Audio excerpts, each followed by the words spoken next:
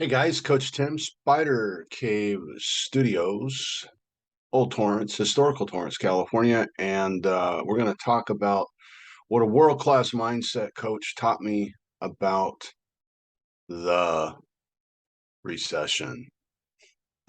Actually, it's a lot of mindset coaches have taught me various ways of thinking about things, and I suggest that you listen in and and learn how to kind of control your mindset because it is a recession. In fact, you and I was told by very smart people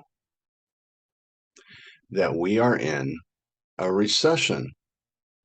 And then I was told by very smart people that it's not a recession, typical of the way the economy's been managed in the last year or two.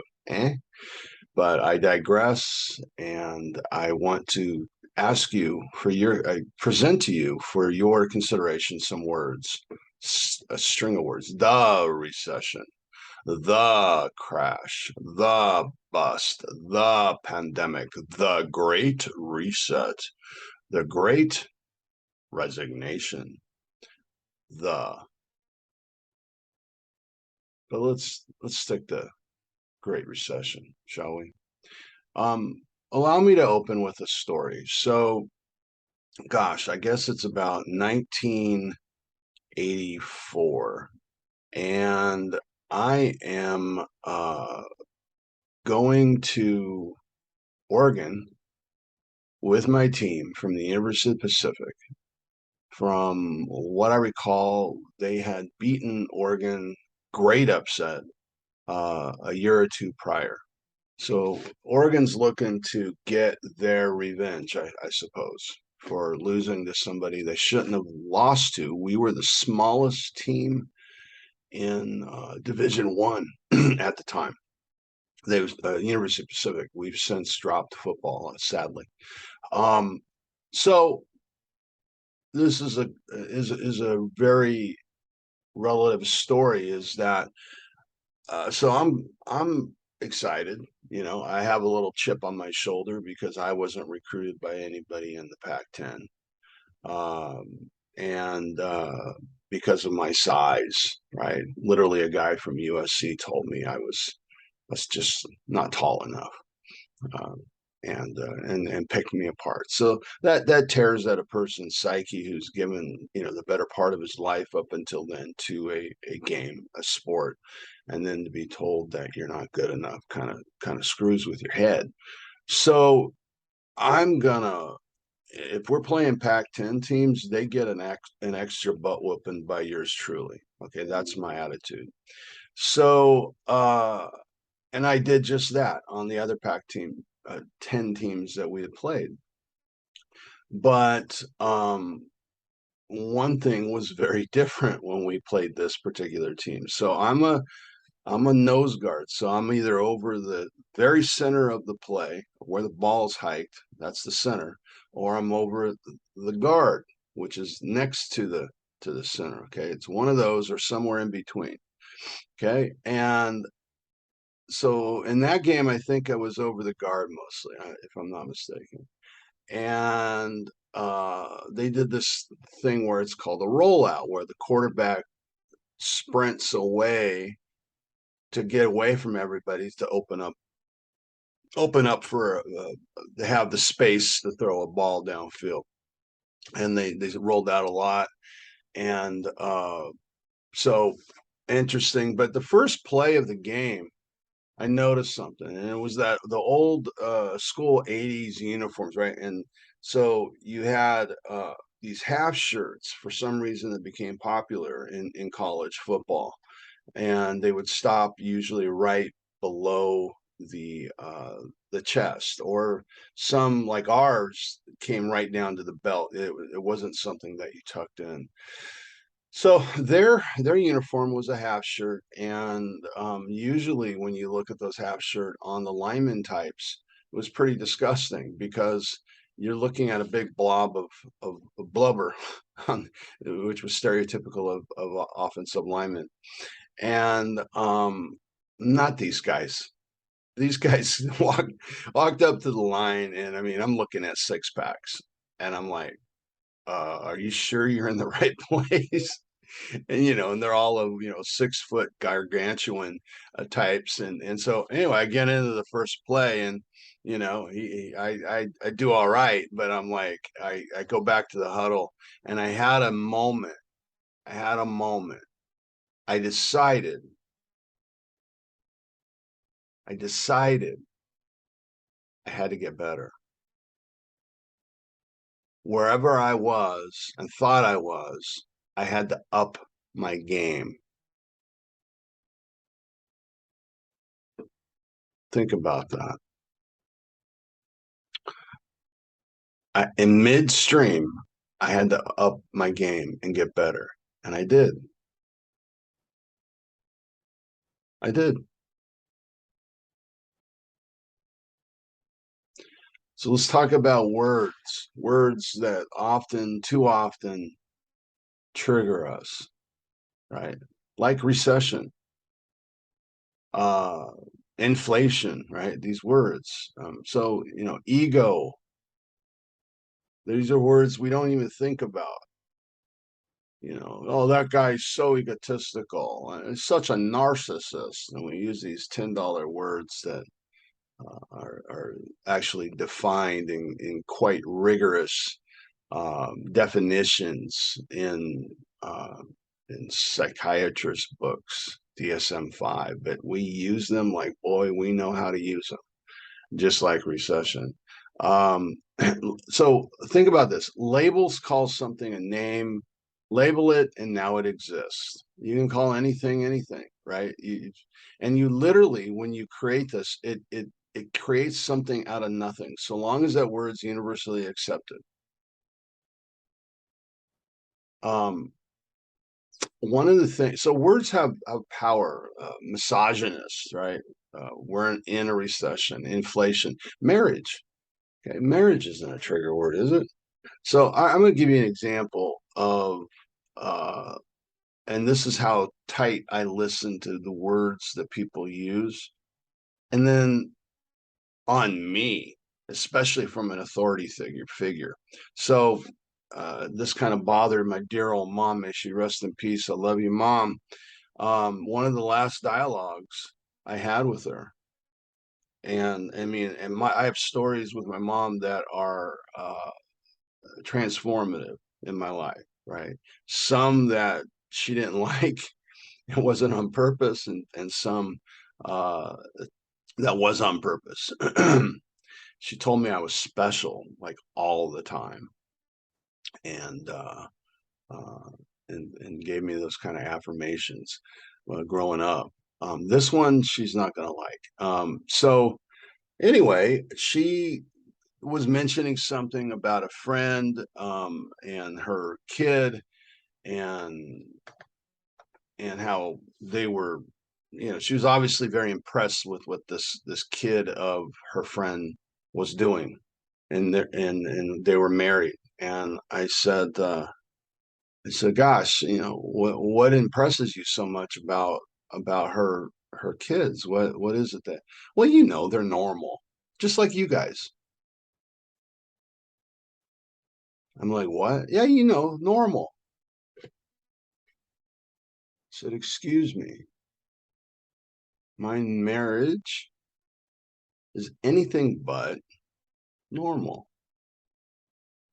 In fact, it's extraordinary.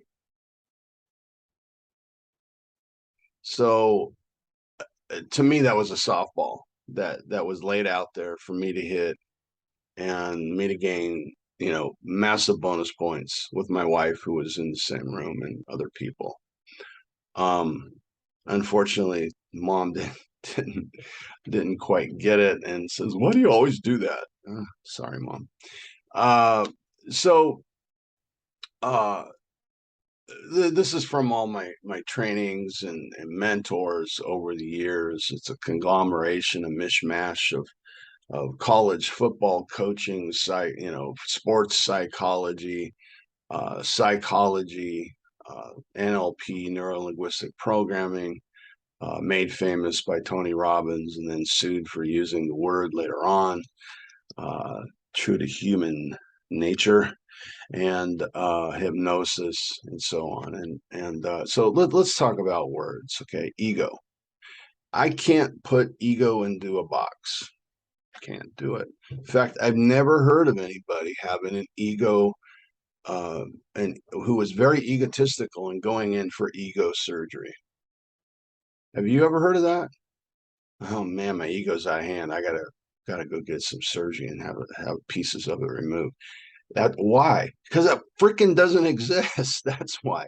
It exists only in anybody's imagination, and it's an ongoing hallucination that we all agree upon to talk about as if it actually exists. I was told yesterday that we're in a recession, that I am sitting right dab inside of a recession. You know, but then I looked around and I didn't see any. I didn't see any. I'm talking to clients. They're having the best year so far that they've had in their respective business.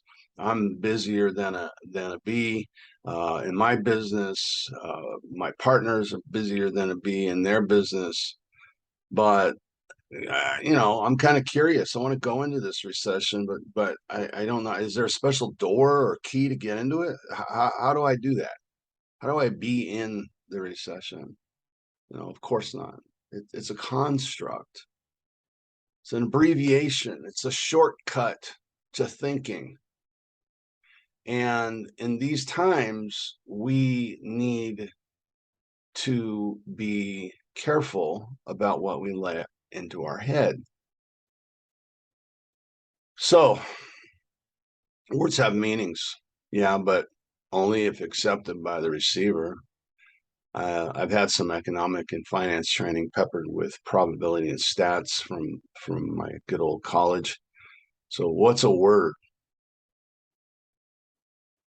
It's a string of letters, is it not? What's a letter? It's a symbol for sounds. Sounds, when put into the right order, create a meaning that we interpret as the receiver. Sadly, some of our leaders kind of forget about putting those sounds into some sort of perceptible order, but I digress again. You say that sound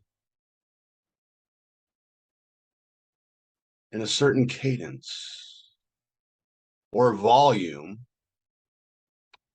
and you can change the meaning, can't you? So words. So what's a recession? Technically, as I was taught in my 2 years of economics, it's 2/4 of negative GDP. This is what the textbooks teach. So what the hell's GDP? Well, it's defined by more 3-letter acronyms, which are defined by, you got it, more 3-letter acronyms, which, check this out, it measures the past. This report is on June going backwards. So what the hell's been going on? Nobody told anybody in July that we're in a recession. So all these people that are profiting need to get on board, because the whole time they were profiting in the month of July, they got to erase it because it was all a recession. Didn't really happen. So how messed up is it that you went through all of this so far, acting that things were cool, and you're cranking out sales and business not knowing you're in a recession? What the hell, man? I'm sorry. I've been going against the programming. I didn't get the memo because the memo is a month behind, 3 weeks behind. So how good is it? Not very. Consider that if you can't even measure it, then you can't even manage it. So the comparatives, trying to compare recessions, economic recessions, to any other time period, trying to compare the correlations they keep going back to the 70s, you know, and I was a young kid. I remember our esteemed president, when I was like in sixth or seventh grade, going on TV telling us, as my parents had to wait in line based on the license number, odd or even, the last, I think it was the last number on your license, odd or even days to get gas, and there was lines. He was telling us to turn down our heater, and we'll never have good days again. So if you can't measure it, then you can't manage it. And somewhere along the line, the definition of recession got changed 2 days by the White House before the recession was announced. The recession, right? It's a construct. It's an abstraction. It's not real.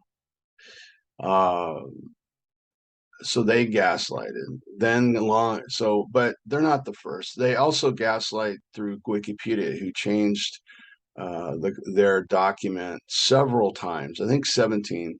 Don't quote me. And now it's locked. So it's a mess. So, but you go back in time, and the definition of inflation has changed very, very often. And in fact, I was told, I've not done the backup research, that if we were to use the word inflation, which is being lopped into this recession definition, then we would be at 19% inflation. So again, another name, another words, another letters that all equate to some sort of symbol that sparks some kind of reaction in you and me, supposedly. So this is how our leaders get paid the big bucks to figure all this stuff out and screw it up. But you didn't need them to tell you that you couldn't buy as much back in April, back in March. You knew where it was going. You know, people dependent on capital markets certainly knew as the rates went up. So, but economics is largely based on psychology. So the bad news is that those that are most susceptible to being manipulated by words and nonstop media pushing words, they will be the ones hurt. And it's not about some nefarious thing. It's just inflation means we have less purchasing power.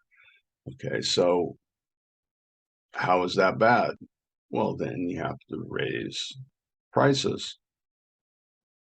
Okay, so probably, right? Or take away costs, which means take away services. You know, you play those games as a business. So here's the thing: moments like these wash out the non-committed. So what's going to happen? You're going to have less competition because the fakers are about to leave. They've not figured out how to get to the center of a Tootsie Roll Pop. I'll explain that in a second.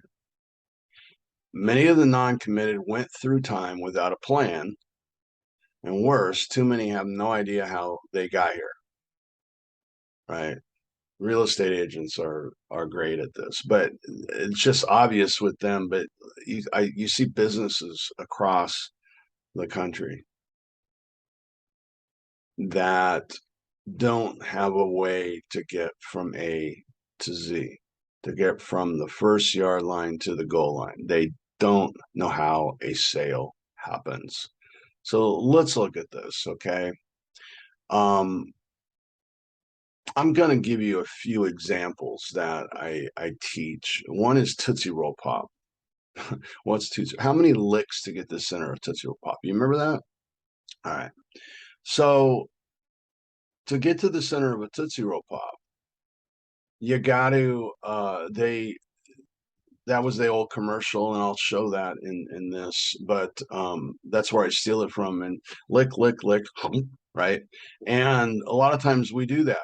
You know, we want to get to the end. We want to, as I like to say, hit the home run, which I'll cover in a second. But you know, there's always that persnippety little girl when we were kids. They're gonna lick each one all the way down. Gonna lick each one, right? And then she'll get to the center of Tootsie Roll Pop. And those are valid prospects.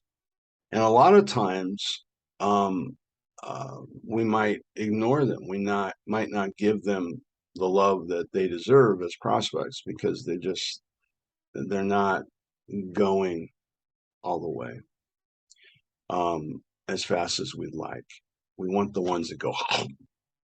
So think of a baseball diamond. You know, I don't know about you, but I grew up in a time in the 70s in grammar school and junior high, and I watched Happy Days. Okay, Fonzie, Richie Cunningham, Ralph Mouth, Potsy, and as a young man growing up, you know, when you're in middle school, you think you're becoming a man, right? Because things are changing. And so all of a sudden, you know, girls got on our radar. Not everybody, but a lot of guys. And and certainly talking about deeper things. So one of the things about Rich Cunningham, they would show probably every few shows where the guys, I don't know what they're doing. I think they're in Richie's house. I don't know why they're hanging out in Richie's front room or whatever. You know, TV logic. And so you got Ralph Mouth, Potsy, and even I think Fonzie.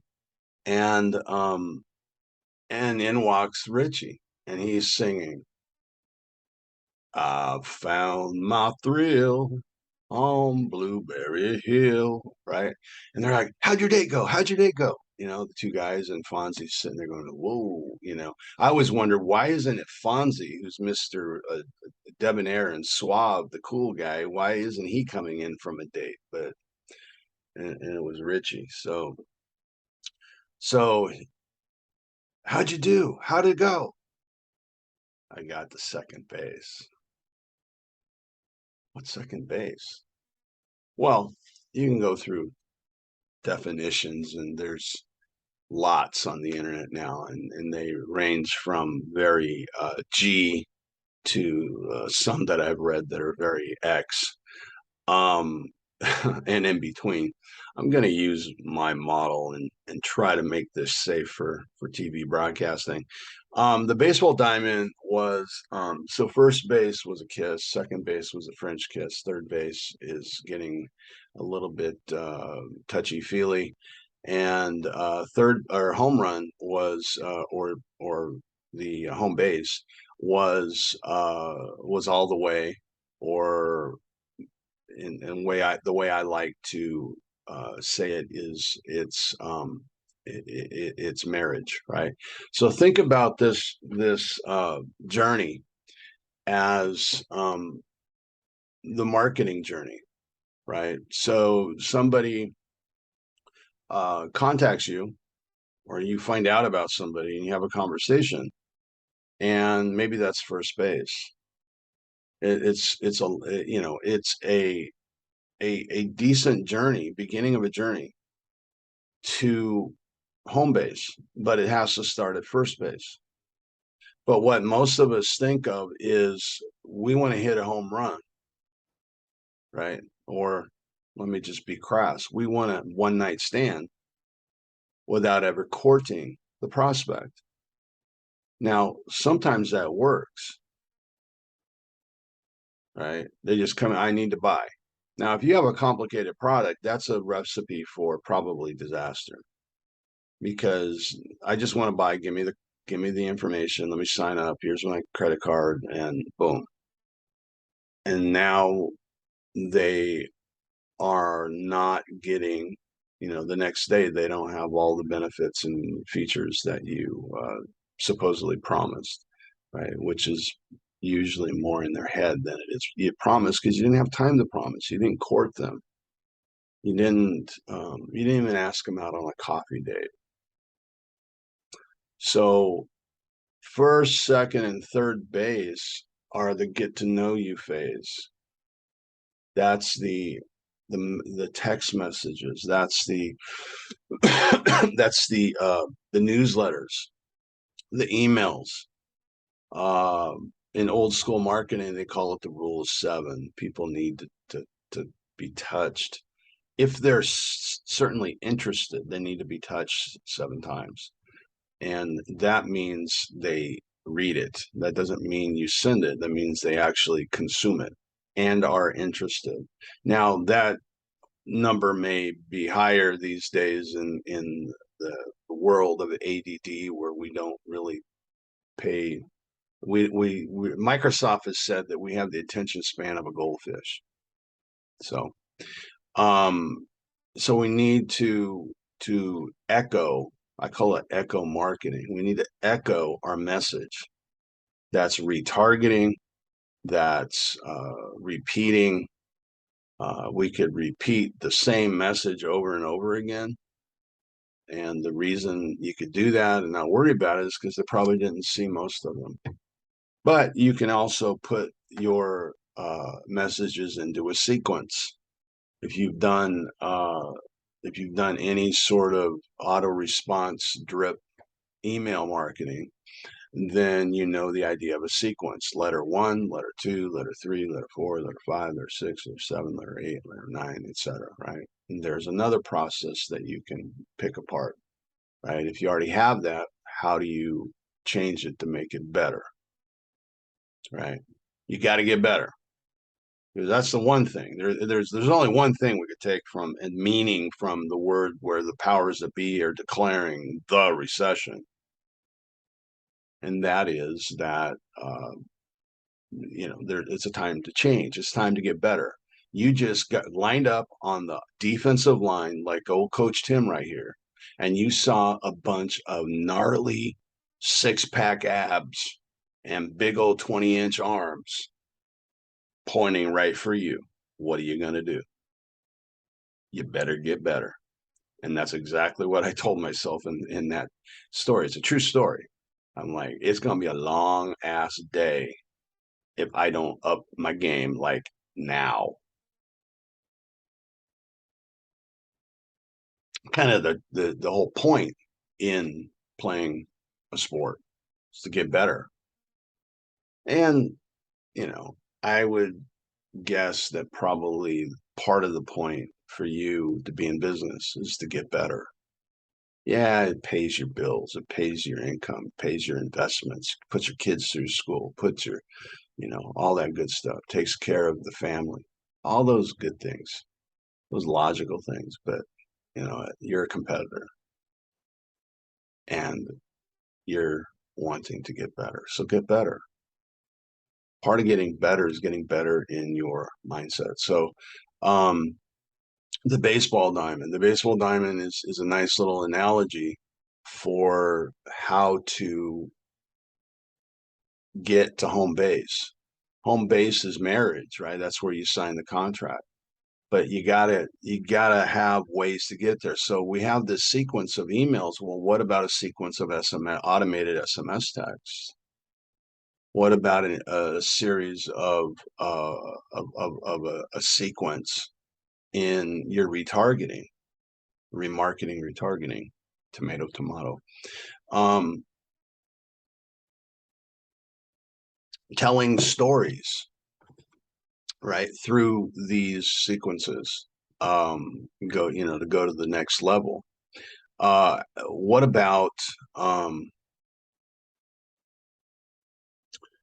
taking those ideas and putting that into your social media through a sequence, making it into a story?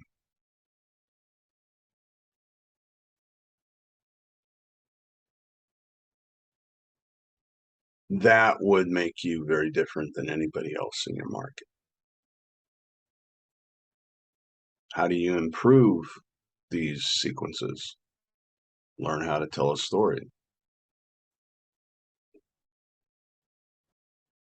I love telling stories. Why? Because it's fun. And I learned that I started really embracing it when my kids were little. And I would just talk about nonsense. And it allowed me the freedom to talk about anything, stream of conscious, because they were like, "Oh my God, that's so great." We had a monster that lived under the house that was a good monster. His name was Treader. He had a very distinct voice. And he was kind of sad because his parent monsters lost him. So he hung out under the house, and he protected the house, protected everybody in there. So every night, "Dad, tell the story of Treader. Tell the story of Treader." You can find your moments to get better at whatever it is that you're trying to get better at, and do it optimally. So you're in other words, you're killing two birds with one stone, so to speak. Right? I was satisfying my children's need for story, but at the same time, learning how to tell a story. There's books, there's concepts, and I teach how to in digital marketing. So let's move on to a mentor of mine when I was in real estate. I was a real estate agent, believe it or not, and I was right out of college. And there was a fella named. So right away, I realized that the training was horrible. Real estate agents just out of the box get horrible training. And at the time, there was this fella named, and he's still around. I think he's semi-retired, Mike Ferry. And out of that, I ended up, because I would go to a lot of his seminars and whatnot, and I met a lot of great people that are just business crushers in that business, real estate, and that have a lot of them been lifelong friends and acquaintances, business friends. So what did I learn? What was the big takeaway?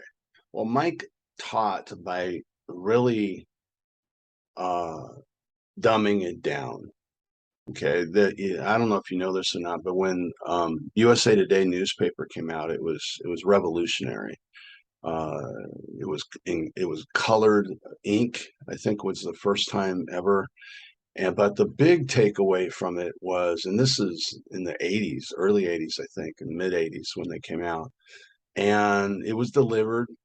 But it wasn't like a local thing, right? But it was delivered every day. It wasn't like the LA Times, which is down the street.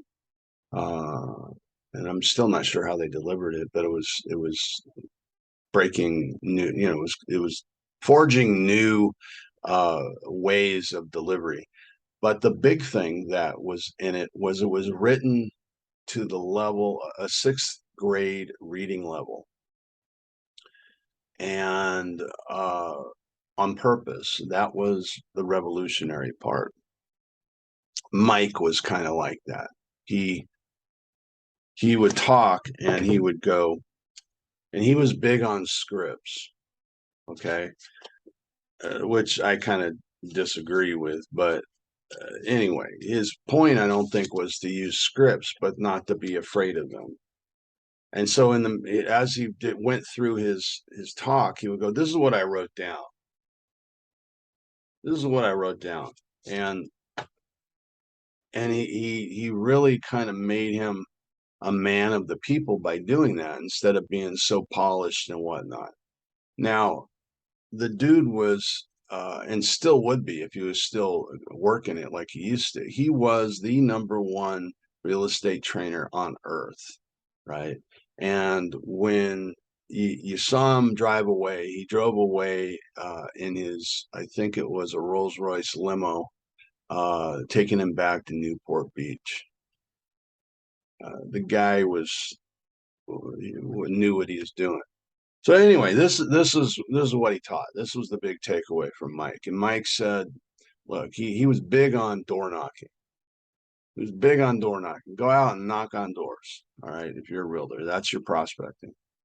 And what I want you to hear is a process, not to go knock on doors if you're a realtor. You can or you can't. I don't care. But it's the process is the important part because it's ubiquitous to any marketing, any business. Go knock on doors. What I want you to do is know how many doors does it take to knock on average to get to a door opening, somebody actually answering the door, and you could say your pitch. Now remember, the pitch at each step in this is a message in your sequence. Okay, just to kind of color this a little better. So that is a piece that you can improve upon, right? And the better we get at persuasion and things, the better we usually get at the pitch. So how many of those pitches, when they open the door, does it take to get to a lead? And in this case, a listing lead, a lead to list their house for sale. They're going to sell their house. Because in real estate, he who controls the listings controls the market. Won't get too much into that. So, okay, it's now a lead. How many listing leads does it take to get to a listing appointment, a presentation? How many presentations to get to a signed listing? How many signed listings, in other words, a house for sale, does it take to get to a closing? Yeah, that was part of the the actual question, because just because you have a listing doesn't mean it's going to sell, unlike, you know, the fantasy land that we've been living under in the last several years of, you know, 20 offers on a house and whatnot. So you might ask even how many offers on a house to actually get to a sale, how many sales minus all your costs and all the BS to get to your final income. So now you know how to reverse engineer it. You have a process from A to Z, from the first down to the goal line, how to get to your number that you're looking at for your business. And then you could use that to back into budgets and everything else. So it is a unbelievably enlightening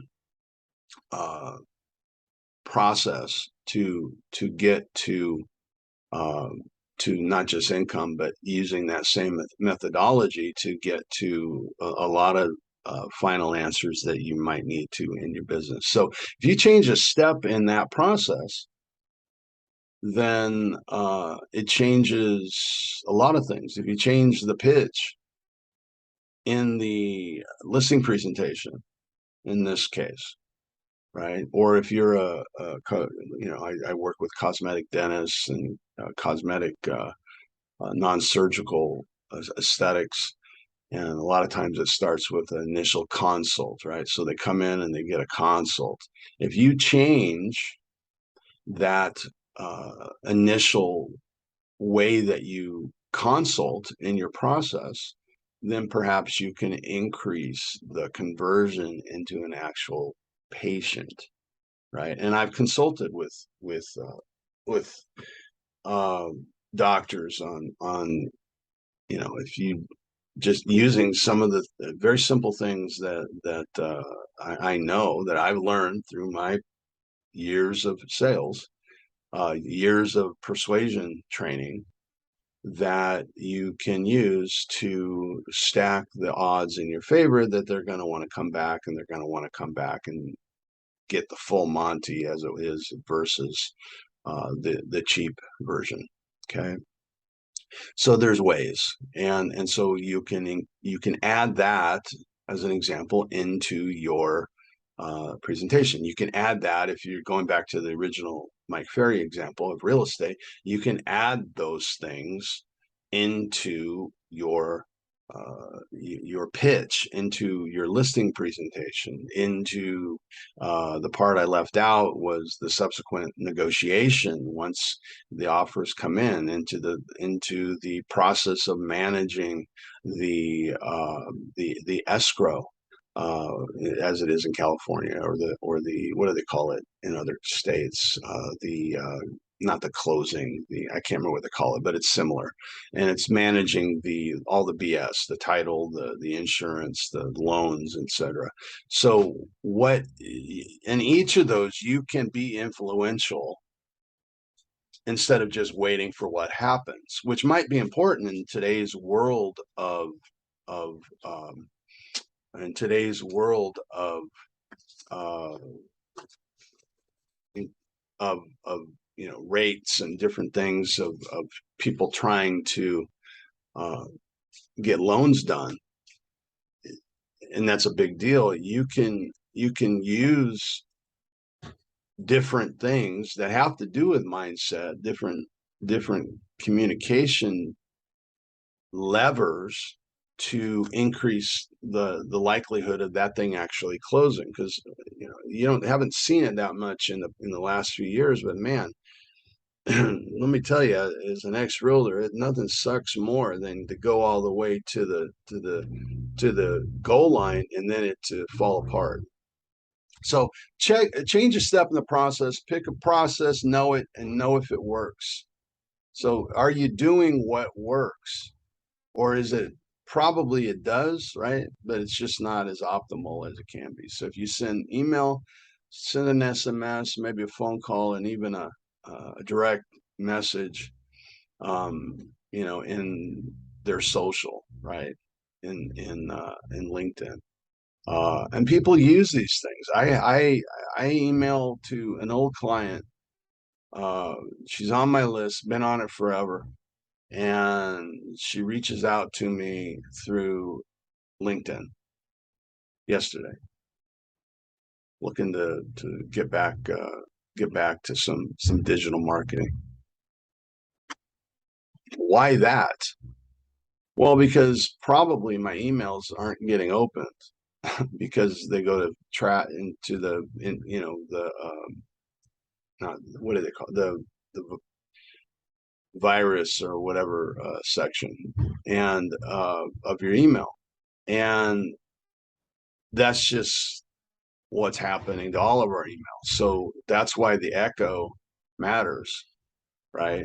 And to reach out to people that you have any sort of communication with, and to reach out to them through other means that may work to get them to notice. And then again, you could retarget with ads.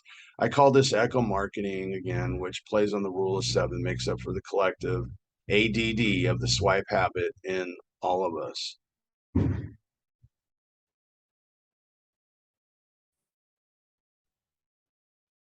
So 3 habits you must partake in order to win in 2022 and beyond. Add a process or two. Optimize your processes. More prospect funnels done daily. You're touching prospects more and more and more, right? Since we talked about the real estate example, how would you like to be able to put future sellers that we know through predictive analysis are going to sell in the next 6 months? How would you like to put them into your funnel, whatever that funnel is, right? You can strategize, and so that's possible. That's upping your game. So, or you can go in and optimize, right? It's just like a diet. Right now I'm on a diet. Last year I got sick from the vid, lost 30 pounds. I've talked about that in the past. Okay, since then I've gotten just kind of lackadaisically brought that down even by 5 pounds, And so I decided this month that I would really, focus and get her done. And so far, this morning I was 235. I'm proud to say, right? So, but inside of all that, I played with processes, right? I went back, wasn't working. I thought I can do the intermittent fasting thing, do the keto thing, and the keto thing wasn't working. Keto allows you to have vegetables and that are, low insulin creating um, reactions, and wasn't good enough, right? And so, and then the intermittent fasting is you have windows of where you feed. You only feed within these windows, and and they weren't working for me. So I said, after July 4th weekend, I said I'm going to go full on ketosis, Atkins, not keto, which allows for a reasonable feeding of carbohydrate that don't have big insulin swings. Well, I'm now okay. I'm not going to risk that anymore, and I've just went full carnivore, which is basically Atkins, the beginning of the old Atkins program from the 70s, and it's working. I'm losing literally weight by the day. And so whatever. I've changed my uh, my process, my steps in the process. Frame your business. This too. Frame your business as the market leader and yourself as the speaker for the industry, or at least the local industry in your market. Really easy to do if you're a local business, like we've used the realtor example or the cosmetic dentist. If you can find a mouthpiece, a what I like to call the Steve Jobs or the Colonel Sanders of your business, especially it works at a local level, and it's a tried and true. If you remember, if you grew up in LA and other cities, but I thought he belonged to us in LA. Go see Cal, go see Cal, go see Cal. I will something until my ears are turning red. Go see Cal. I grew up with that, right? And it's still in my head. A car dealer in Long Beach, and he'd go around with lions and walking with elephants, and he was the spokesman for his business. He was the front man. Now, who knows if I think he was, but who knows if he actually was the actual owner, right? You don't have to be. You can pick a good personality in your business to be the front man, the front woman. The point is have it and make it so that they are the authority on your market. Everything you do is to frame authority and not just talk about whatever business you're in, but to show that you have authority in other lanes. Obviously, me speaking Mr. SEO, where a lot of people want to hold me into that box. Why? Because they want to commoditize me as just SEO. So if you're a realtor and all you talk about is real estate because you only have one lane or one gear, depending on your on your desire for analogies, um, and if you even know what a gear is, if you're too young to know. But the point is if all you got is that one lane, then you're easily commoditized, right? And I'm going in and out of lanes all over the place, right? And I'm known as Mr. SEO, but also a lot of people know me as Mr. Blog. And I've also surprisingly been called Mr. Social Media, even called a copywriter, which I've never claimed and never really delved into because being a wordsmith like that uh, is, that's just a doctor of words. Man, that's some high level stuff, and I could write pretty good, but I've never practiced at that enough to actually claim even some sort of minor league team in the copywriting field. I have some guys that I respect the hell out of that I would not try to offend them by saying that I'm in the same league. No way. So, but by showing up with a different lane, then you can apply that lane to your main business. What I mean by that. So one way to create authority in your market is to talk about your market. Well, Tim, you just said don't talk about real estate or don't talk about cosmetic dentistry all over the place. Okay. Okay. Right. But think of a Venn diagram. I use Venn diagram almost for everything, right? There's here and there's here. This is you. This is whoever you're talking to. Oh, and by the way, when you're talking to people, it really helps to have an avatar of your perfect prospect and imagine you're having a conversation with them right now, right? And that's what I'm doing.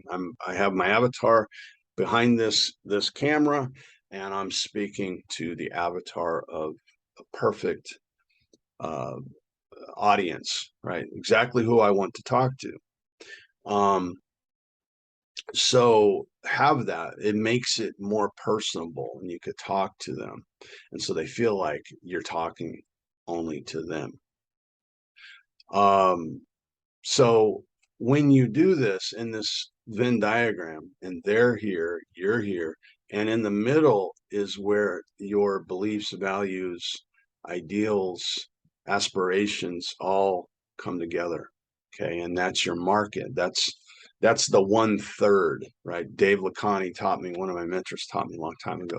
You want to talk to the 1/3 of your market. They are loving you. They just don't know they love you yet because they haven't met you. And 1/3 of the market's indifferent. 1/3 is they don't like you. Sorry. Uh, so so don't worry about it. You know, we're not in a world where we have to be liked by everybody. We sure would like to, but that 1/3 that is waiting to meet you, that is going to love you, there's enough of them to make you rich 20 times over. That's what Dave taught me. Kevin Hogan, another mentor, said the same thing. So we're looking for that third. Who are those people in that third? Build an avatar around them. Build an avatar around them. And what you want to do is be able to know where you guys meet in your values, in your aspirations, all those things, and then talk about them, right? So when you go to, let's say you're a guy and you go out on a date, or you're a girl, a woman, go out on a date, you're looking for those middle spaces, right? And dude comes in, you're a gal, dude comes in and starts talking about business. Now, as a gal, you want to know that the guy has aspirations, right? You want to know that the guy isn't living in his mother's basement, right? But coming in a whirlwind of talking about business, and you know how many patients they've seen or clients they've seen today or in the last week, is a turnoff, right? It's a little heavy. We're not there yet, right? On the baseball diamond, we're not there yet, man. We're just at a coffee date, dude. Really? You know, we're talking religion, we're talking, you know, all these things that are kind of heavy, man. You know, so you don't do that on a first date, do you? You kind of talk about things that are more universal, and that's how you do social media. That's how you do things to widen and cast a larger net. I'm not saying don't ever talk about business, because there are people in your net that want you to hear about all your great ideas about business. But you can expand that a little more by talking about things that on the surface don't look like it's relative to you know, me getting 6-pack abs through my my local friendly M-Sculpt dealer, right? That if you don't know M-Sculpt, uh, it helps you get six-pack abs. So, or brighten my teeth from my local dentist, right? So what you want is to talk about something that you talk about at a coffee date in the courtship. You want to talk about things that are universal and then bring them maybe to first base, right? And then second, bring them around the bases. But you have to have something that's ubiquitous amongst both of you that you can talk about that isn't always the same old thing. There's Bill talking about business again. There he is. He's a realtor. All he ever posts is his stupid houses, like I can't find a house for sale. Or there's John. He's at some restaurant, and there's what he's eating. I've never seen a hamburger before. Thanks, John, for posting your hamburger. God, love you. That's amazing. It's amazing hamburger with tomatoes even. You mean that place gives tomatoes? Instead, if you really want to do social media, you'll go find the chef. Hey man, how did you build this hamburger? This is amazing. What kind of meat is that? And you interview them. I call it the heel Hauser. You don't know who Huell Hauser is? Go look up on the internet, on YouTube, Huell Hauser. And he had a show called California Gold. And I'm telling you, he was California Gold. He was recently passed away in the last few years.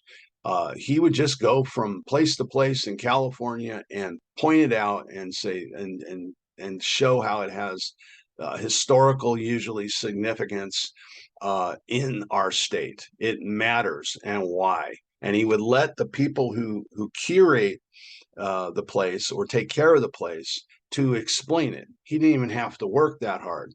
I mean, we used to joke because my parents loved it. My dad would go, "Are you?" I'd say something, goes, and he would do a heel Hauser. Are you telling me that that laptop there is black? I mean, it would be that ridiculous that Huell would ask.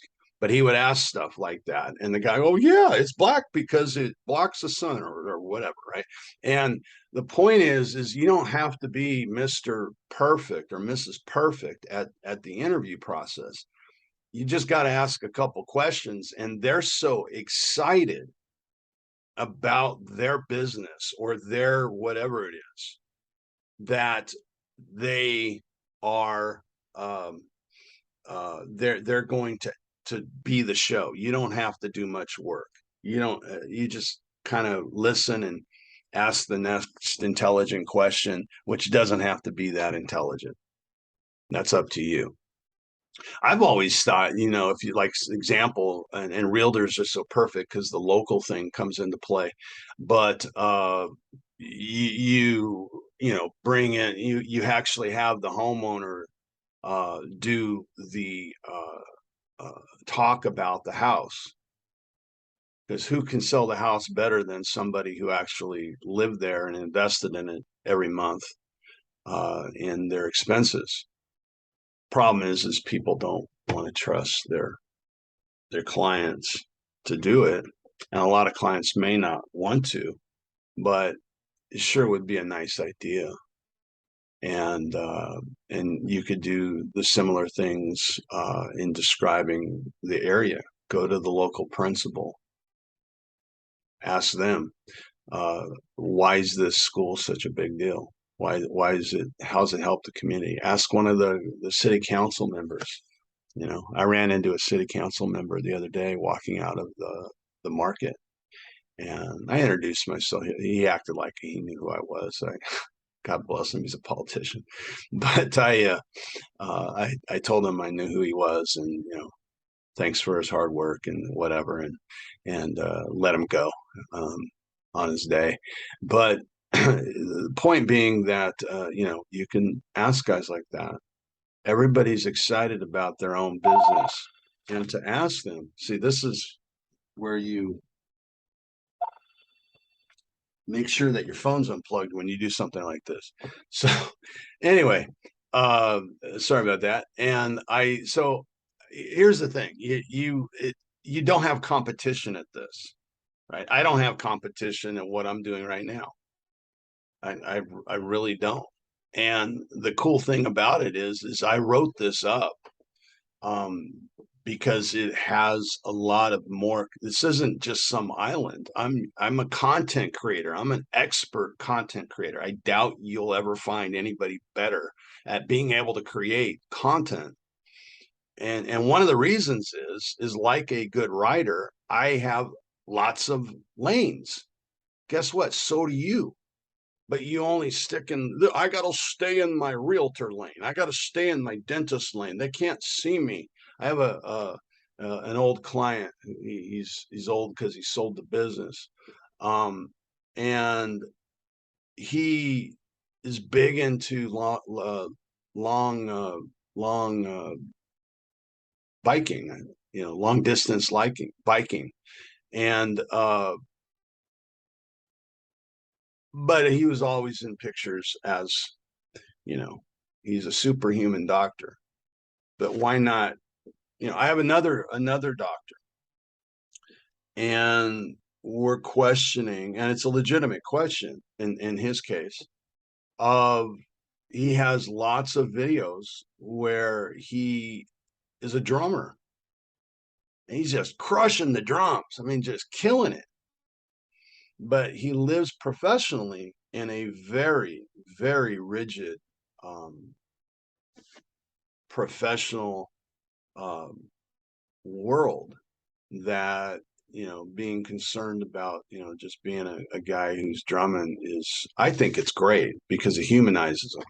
I think anything that can humanize you makes decommoditizes you.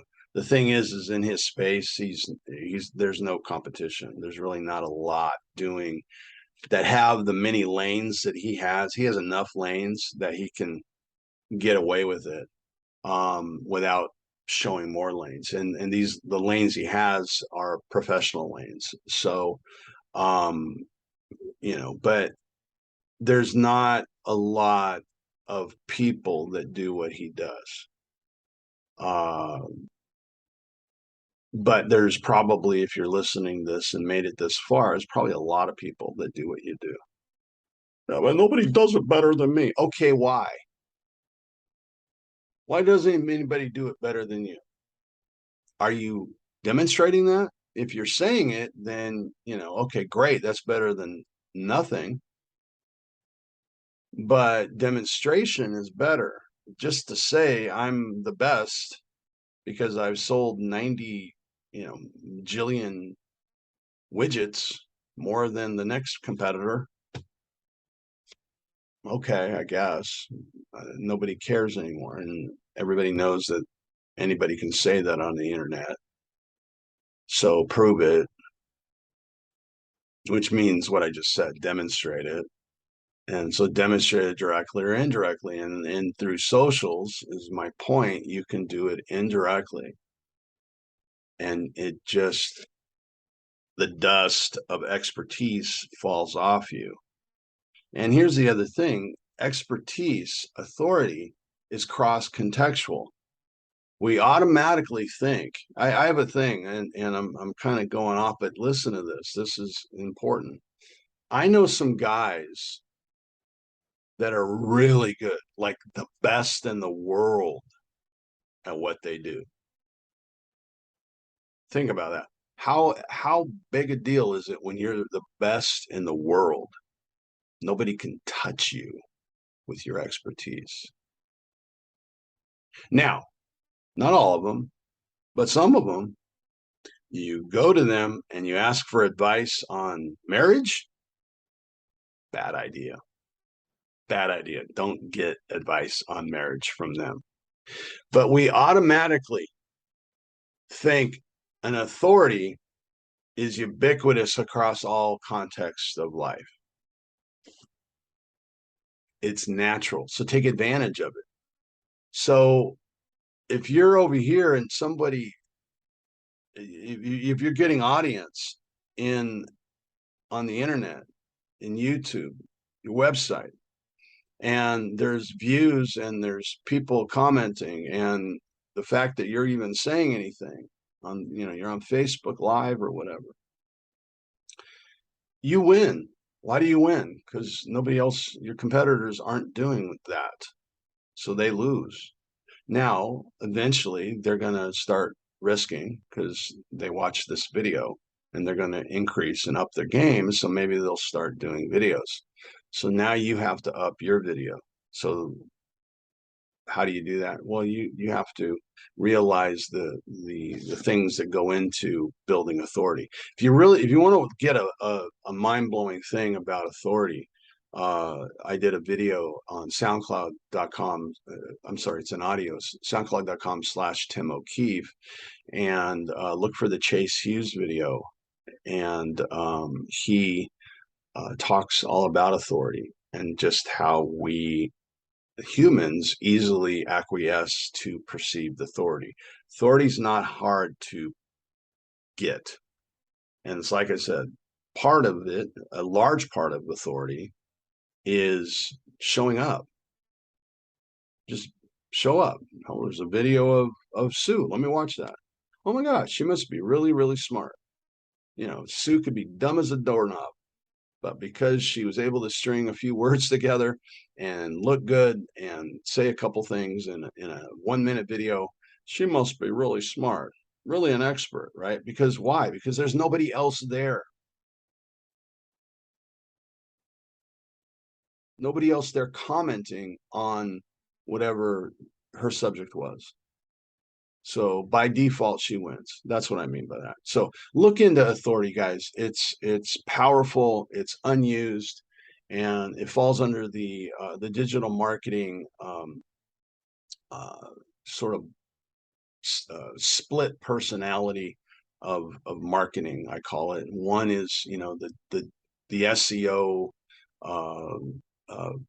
world of algorithms and whatnot, but then there's the persona world where you're building up, you're the Steve Jobs, you're the Colonel Sanders of your business. Okay. So be a thought leader on YouTube and socials, and they even in my expert opinion are not really oftentimes that good, but they showed up and you didn't, they win. If you need some more info on that of Power of Authority, look at the podcast, Chase Hughes. So I just said that, so I'm echoing it. Three,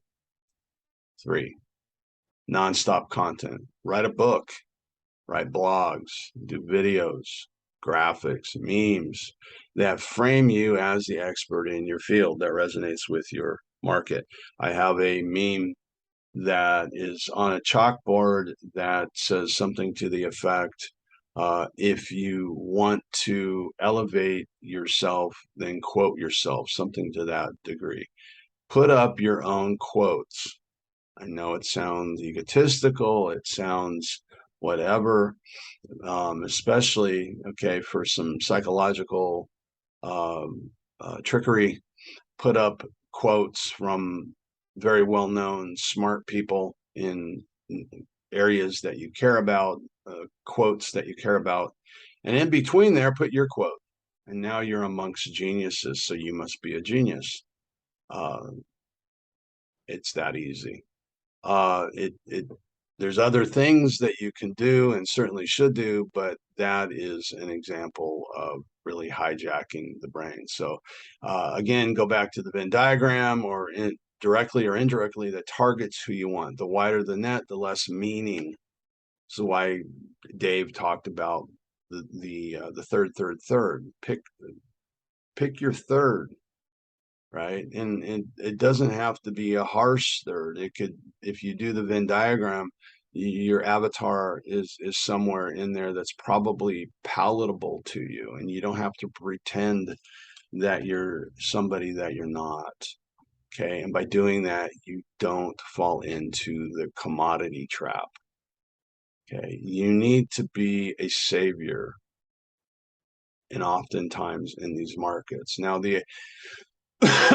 if things change dramatically, which I personally don't think they're going to, but I'm an optimist. What we need to do is go back to, I mean, Dan Kennedy has some great lessons for selling in tough markets. Uh, uh, in all of it, there in these things, if I go back to 2008 genre of books, in all of it, it's about selling to the affluent. The affluent don't get poor during so-called recessions. They get richer. As I read from, and I think I'm going to include that in the background, um, through a guy named Talmage. He said, recessions aren't real. To my point earlier, when $200 million blockbuster movies are produced and released during recessions, how bad is it? How bad is it? There's always these $1 jillion movies that get released. So think of that, and what can you do? There's extra. There's some of the things that help frame you as the big deal is do extra for clients, help you, consult with new concepts, see your prospect in new eyes, right? If you've been around the bush many years, someone declaring recession is not that big a deal, but a prospect's not that big a deal either. So think about your prospects. Who are these people? Who are these creatures, right? Sometimes we take and we get too hip and we forget. Get back into the practice of getting referrals. Best source of business, right? You know that, I know that. We all suck at it. And if you're good at it, then good for you. And I'm glad that you're doing that. But most people are horrible. They don't have the time. They haven't done the simple things. I met with a real estate lender yesterday. It was a great meeting, just cold meeting right off of social media. And whoa. And one of the things that he talked about was the power of sending postcards. And he sends a special postcard. He goes, I always have a photo, some sort of photo on there, and I frame the photo into something that is useful to framing my message, right? And so one of the things I did after 2008 real estate crash was something called positive and real estate movement. I created a website and social media that was all about positive real estate, positive news on real estate to reframe what was going on. And since then, I've given up on the website. It was just too much to manage. And I still have the Positive on Real Estate Facebook page. And out of love, I curate it at least a couple times a week since 2008. And funny enough, it ranks. Type in positive real estate news, and it's usually in the middle of the first page. So let me leave you with this and mindset and positive things. I'm going to first leave you with a parable that I came across. I'll find it. So there's a couple concepts that this is all rooted in. One is there's no failures, only feedback, which is by Richard Bandler, co-founder of NLP. It's one of their presuppositions. It's only feedback in life. And Shakespeare even said there's nothing either good or bad, but thinking makes it so. And let me read you the short story of the Chinese farmer. Once upon a time, there was a Chinese farmer whose horse ran away. That evening, all of his neighbors came around to commiserate. They said, "We're so sorry to hear your horse has run away. That is most unfortunate." The farmer said, "Maybe." The next day, the horse came back bringing 7 wild horses with it. And in the evening, everybody came back and said, "Oh, isn't that lucky? What a great turn of events. You now have 8 horses."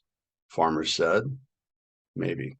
The following day, his son tried to break one of the horses, and while riding it, was thrown and broke his leg.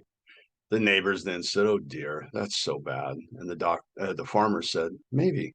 The next day, the conscription officers came around to conscript people into the army, and they rejected his son because he had a broken leg. Again, all the neighbors came around and said, "Isn't that great?" He said, "Maybe." The whole process of nature is an integrated process of immense complexity, and it's really impossible to tell whether anything that happens in it is good or bad because you never know what will be the consequence of the misfortune, or you never know what will be the consequences of the good fortune. So said Alan Watts. So I think that's a pretty good encapsulation. I was told by a buddy of mine that I should use this as part of the recession talk.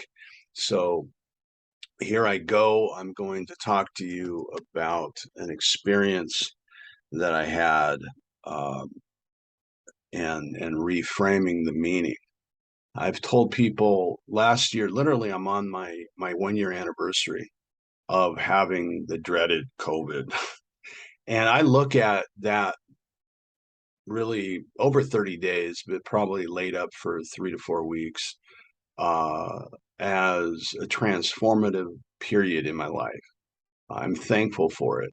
Now, who goes like that? Well, I do. And you should too, because when you're thankful for something, then you always win.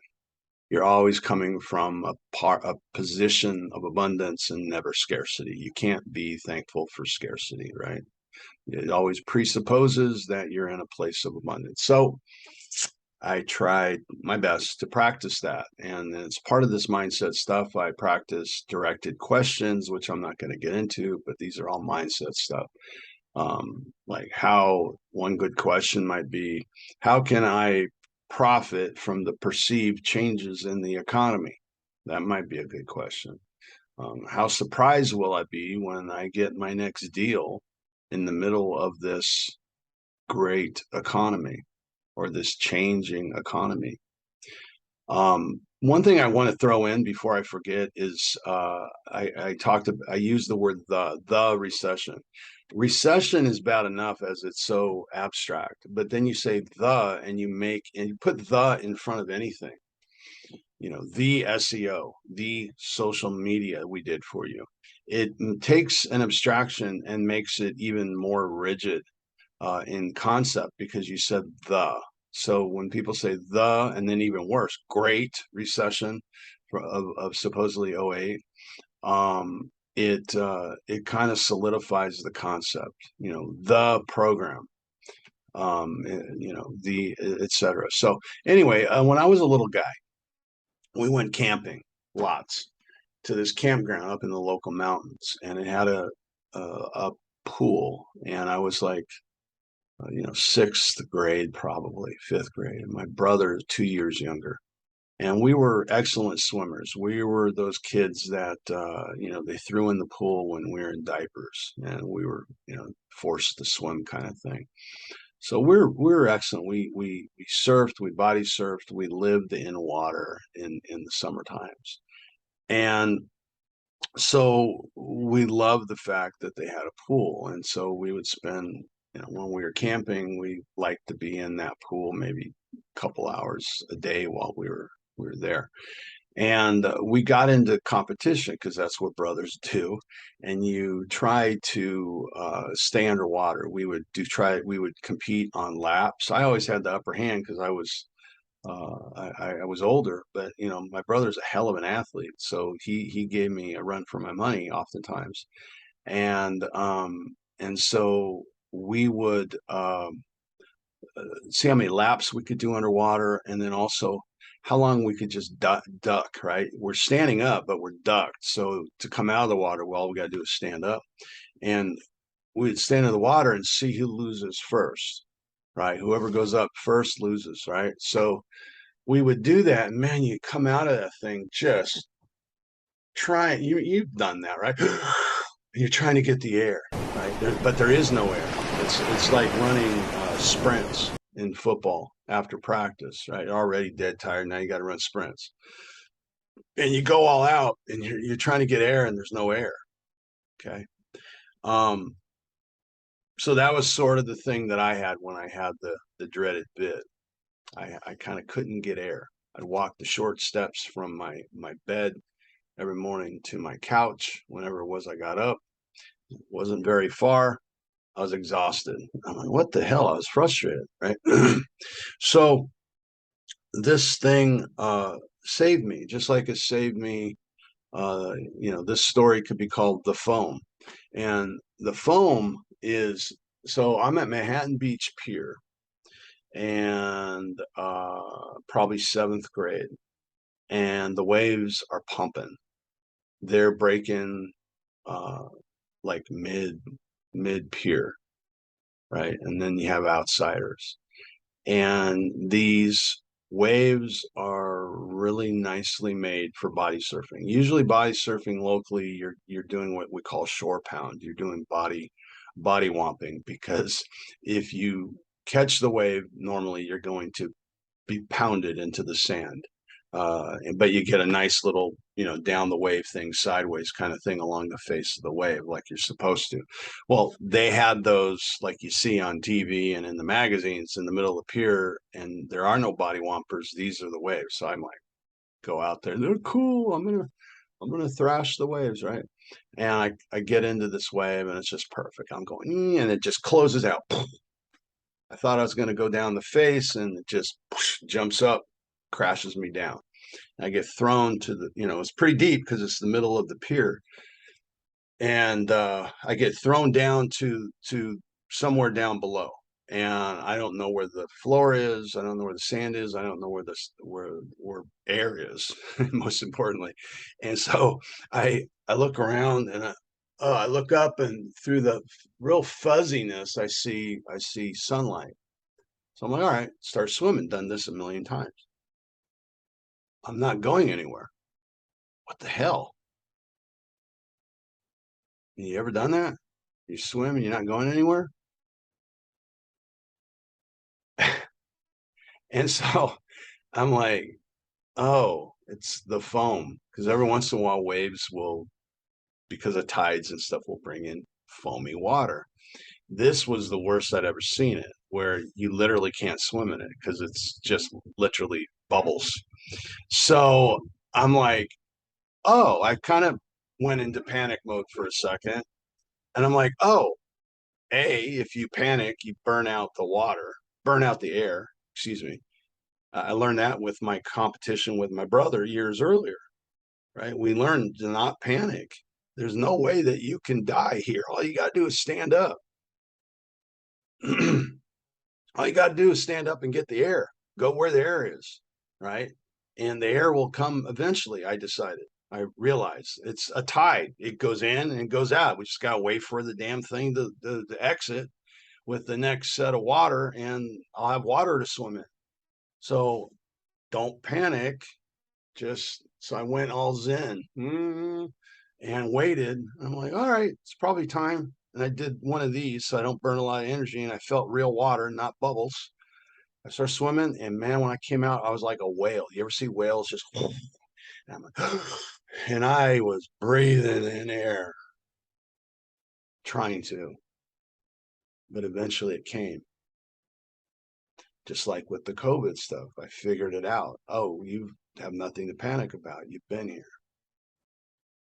You can get air by just breathing a little faster. You're going to have to monitor your breathing, speed it up a little bit more, and see if that helps increase the air. And it helped. It wasn't great.